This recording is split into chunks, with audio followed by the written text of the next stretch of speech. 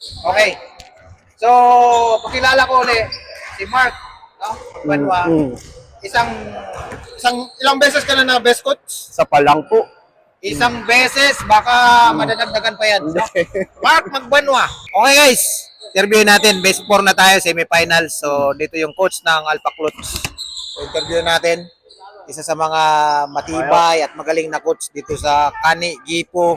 Basta sa Chubo area. Di ba coach? Pangalan natin? Mark Magbanwa. Mark Magbanwa from? Saan ka sa Pilipinas? Valenzuela. Valenzuela, Metro Manila. O, di ba? Ano ang mga preparation natin? Pasok yung team mo eh. Grabe. Yung pinaghandaan. Wala, sipag lang. Nakikinig kasi sila. Ang mga mababait. Hindi naman matigas ang ulo. So, isa pang mga preparation. Ayun, conditioning, papawis na. Pag nagpapapawis, yung dineseryoso nila, gano'n.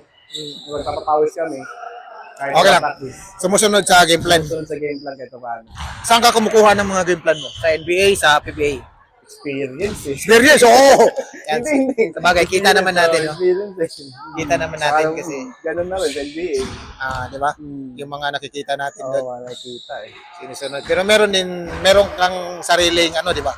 Sariling diskarte. Ganun. Kasi iba yung professional, iba yung sabihin nating larong Kasi, di ba, pag sa professional, lagi yung naglalaro, di na minsan lang naman ito, Sabado, linggo lang nagkikita meron eh. tayo dito eh.